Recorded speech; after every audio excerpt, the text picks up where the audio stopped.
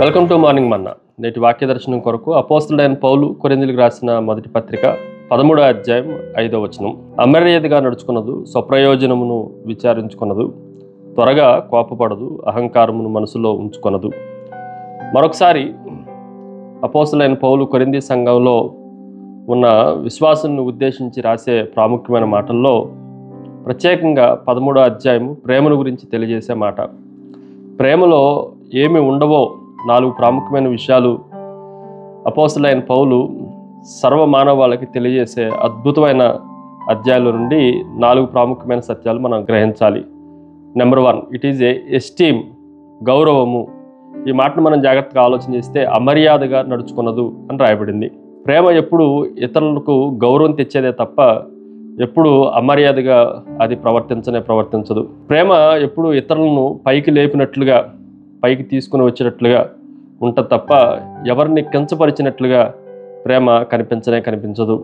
ఒకవేళ కించపరిచిన, ఎదుటి వాళ్ళని సిగ్గుపడేట్లు చేసిన, ఎదుటి వాళ్ళ పట్ల అగౌరవంగా ఉన్న వారి పట్ల మనకు ప్రేమ లేదు అన్న సత్యాన్ని మనం జాగ్రత్తగా ఆలోచన చేయాలి. రెండో విషయాన్ని మీకు జ్ఞాపకం చేస్తాను. ఇట్ ఈజ్ ఏ ఎంప్టీ, ఖాళీ. ఈ మాటను కూడా మనం జాగ్రత్తగా ఆలోచన చేస్తే స్వప్రయోజనమును విచారించుకొనదు అని రాయబడింది.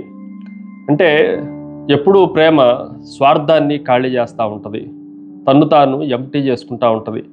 ప్రేమ నేను నాకన్నా అనే దానికన్నా కూడా మీరు ఇతరులు అన్నదానికి ఎక్కువ ప్రాధాన్యతనిస్తూ ఉంటుంది.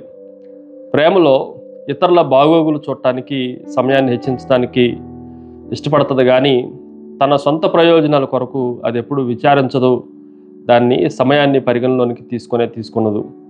ఈ మాటను మనం జాగ్రత్తగా ఆలోచన చేస్తే చాలా సందర్భాల్లో ఒక సేవకుడిగా, ఒక పరిచారకుడిగా మనము మంచి పొజిషన్లో ఉండటం కన్నా కూడా సర్వ్ చేయటానికి మనల్ని మనం దేవునికి అప్పగించుకునే వారంగా ఉండాలి. మనము నీళ్లు పోసే వారంగా ఉండాలి, కానీ పెత్తనం చేసే వారంగా ఉండటానికి ప్రేమ ఒప్పుకోదు. మూడో విషయాన్ని మీకు జ్ఞాపకం చేస్తాను. ఇట్ ఈజ్ ఏ ఎండ్యూర్, ఓర్చుకొనుట. అది త్వరగా కోపపడదు అన్న మాట మనకు కనిపిస్తూ ఉంది. ప్రేమ చాలా సందర్భాల్లో ఓర్చుకొనటానికి అది మనల్ని తయారు చేస్తూ ఉంటుంది. కొన్నిసార్లు కోపాన్ని తెప్పించే పరిస్థితులు ఉన్నప్పటికీ కోపాన్ని అణుచుకొనటంలో, కోపానికి మనము లోనవ్వకుండా ఓర్చుకొనటంలోనే ప్రేమ అంతా వ్యక్తమవుతుంది అన్న మాటాన్ని మనం జాగ్రత్తగా ఆలోచన చేయాలి. ఒక బిడ్డ తల్లిపైన కోపడుతున్నప్పటికీ ఆ కోపమంతటిని నిశ్శబ్దంగా భరించే తల్లి ఆ మంచి ఎండ్యూరెన్స్కి ఒక మంచి ఉదాహరణగా మనం ఆలోచన చేయొచ్చు. 4వ విషయాన్ని మీకు జ్ఞాపకం చేస్తాను. ఇట్ ఈజ్ ఏ ఎరైజ్, తుడిచివేయటం. ఈ మాటను కూడా మనం జాగ్రత్తగా ఆలోచన చేస్తే అపకారమును మనసులో ఉంచుకొనదు అన్న మాట మనకు తెలుగులో చక్కగా కనిపిస్తూ ఉంది. అంటే తప్పుల జాబితాని కానీ, ఇతరుల దోషములు కానీ మన హృదయంలో ఉంచుకొనదు అన్న విషయాన్ని ప్రేమ మనకు తెలియజేస్తూ ఉంది.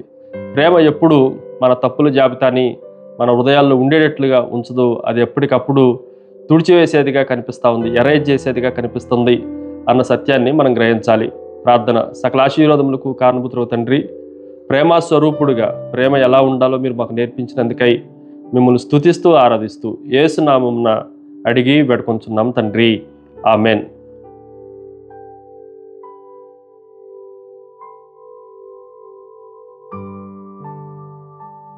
God bless you.